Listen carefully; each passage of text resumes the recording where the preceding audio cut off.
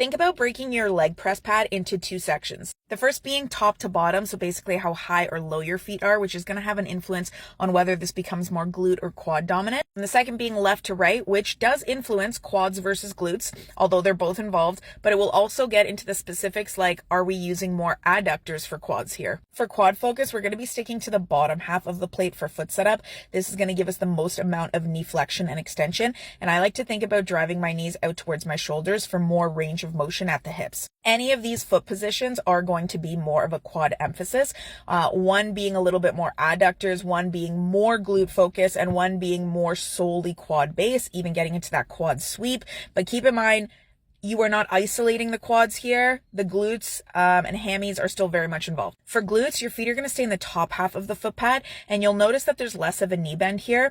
In fact, it's about a 90-degree angle from my hips to my ankles, which is what you want, because glutes less about how much we're bending our knees and more about the range of motion or hip flexion and extension, articulation you can get at your hips. Either of these are going to give you a good glute emphasis stance because, again, it's going to limit how much knee flexion we have going on. But these guys in the middle of the pad are also fantastic for a glute emphasis. Placing your feet in the middle of the pad is a fantastic combination of hitting both the glutes and the quads. As you can see, I've got more knee extension than the glute only focus, but not as much knee extension as the quad only focus. Hope that helps.